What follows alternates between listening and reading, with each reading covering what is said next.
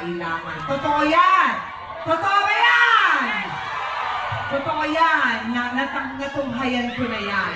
Mga kababayan, sagot niya tayo, itaganyo sa bato, doble dos sa balota, Senador Ronald Bato de la Rosa!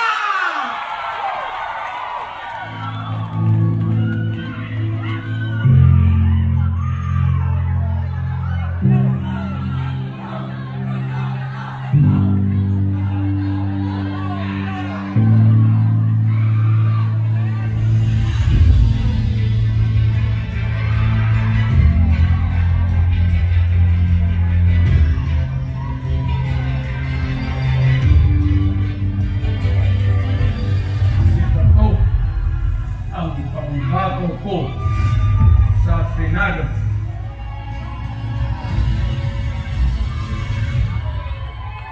Senator Ronald Bato de la Rosa!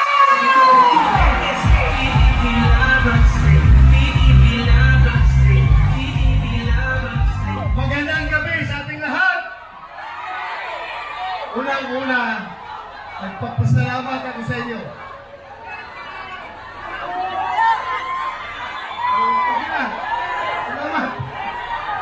Nagpapasalamat ako sa inyo dahil kahit na tayo'y inuulan, andyan pa rin kayo naghintay sa amin.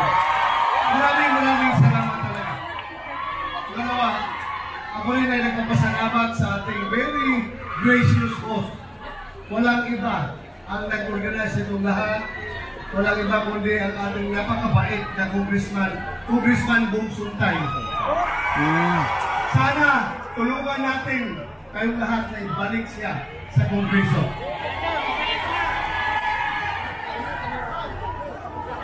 Para naman makabayad ako sa inyong pagpapabasa sa ulan yan, kakantahan ko kayo.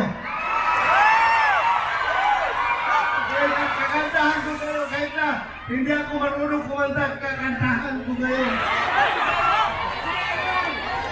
Thank you, ha?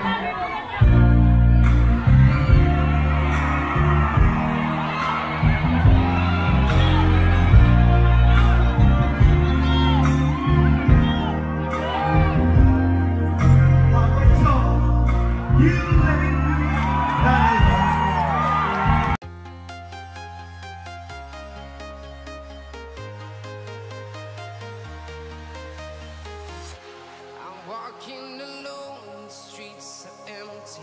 The only thing I can see is my own silhouette. I'm getting stronger, step by step. The clock is ticking, but there's no time for regrets.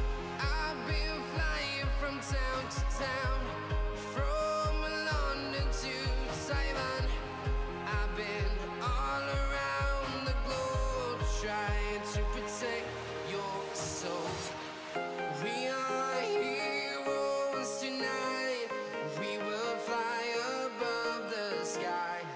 We are heroes tonight. Yeah. We are heroes tonight.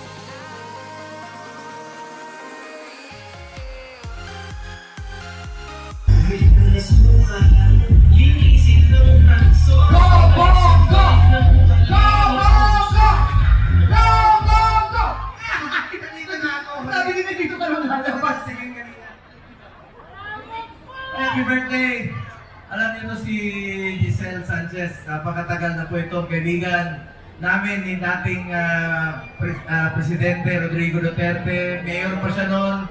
Bata pa siya tingnan. Hanggang ngayon, bata pa rin. Pero napakabait po ito, napakagaling. Anyway, magandang gabi po sa inyo lahat, mga kapwa ko taga Quezon City. Taga Quezon City rin po ako. Nakatira po ako dyan sa Malingap Street, Teachers Village. Diyan po ako sumasakay ng tricycle sa Mapagkawang Gawa, papunta ng Glories, punta ng Kamyas, sakay ako ng jeep, Kamuning. Kanina natutuwa nga po ako na makapasyal muli sa Kamuning. Laking Quezon City po ako. Minsan sa Pilcoa, pupunta po ako, pupunta ng SM North EDSA, sasakay ako ng jeep dyan, manonood ng sine sa North EDSA. So ako po ay isang full-blooded rin po na taga Quezon City. 12 years po ako nakatira. Hanggang ngayon po, andyan po yung apartment ng aming pamilya. So ituring nyo lang po ako na parang kapatid po ninyo. At kanina kasi, nagmo-motorcade kami, bumili ako ng isaw at saka yung mga barbecue. Lumapit yung tindera. Sabi niya, "Sir, salamat sa Malasakit Center." Nasa taas yung anak niya, magaling na. Ang sinabi ko sa kanya, "Huwag ko kayong magpasalamat sa akin. Sa totoo lamang po, ako po ang dapat magpasalamat sa inyo. Dahil ako po ay isang probinsyano lamang na tulad ni dating Pangulong Duterte na binigyan niyo po ng pagkakataon na makapagserbisyo po sa inyo. Maraming salamat po sa inyo lahat." Bisaya din po ako na Batanggenyo. I'm sure din sa Quezon City, maraming Bisaya dito. Sino sa inyo taga Mindanao? Ay gabi. Sino taga Visayas? Ay gabi ninyo. Bulanon. Mga Batanggenyo rin po ako. Sino mga taga Luzon? Sino Bicolano? Marahay na gabi. May pagkamalim sa mga Ilocano. At marami rin akong Bisaya po ako na Batanggenyo. Alam niyo, pag pinaghalo ang Bisaya at Batanggenyo, ang resulta niyan, tapang at malasakit sa kapwa Pilipino. Salamat sa inyong lahat. Ngayon, marami akong kamag-anak dito. Sino sa inyong Ilonggo?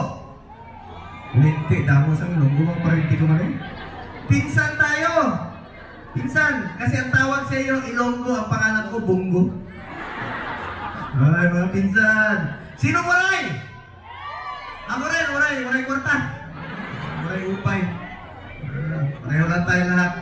Anyway, salamat po sa inyo lahat. Meron lang po akong pakiusap sa inyo. Alam ko namang mahal nyo ako rito sa Quezon City dahil kapitbahay po tayo.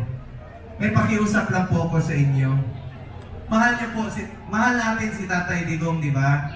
At sana po ay, mamaya nandito ang kanyang anak, ang aking inaanak na si Kiki Duterte. Ngayon, alam nyo, pakiusap ko po sa inyo, patuloy natin ipagdasal si Tatay Digong. Ipagdasal natin ang kanyang kalusugan. Napakahirap po, 8 years old po na mapalayo sa pamilya at sa ating bayan. Ipagdasal po natin ang kanyang kaligtasan at ipagdasal po natin ang kanyang kalayaan. At huwag po tayong tumigil hanggang hindi po siya makauwi dito. Pakiusap ko po sa inyo lahat, mga kababayan ko. Ngayon, election na po. Pakiusap ko po sa inyo, suportahan po natin ang Duterte. Ang kapanalunan po ng Duterte ay kapanalunan po ng bawat Pilipino. Bibilisan ko na lang po, unahin niyo na lang po ito, mga kasamahan ko po sa Duterte senatorial slate po, no? Pwede bang tulungan natin, flash naman sa screen po. Yung 10.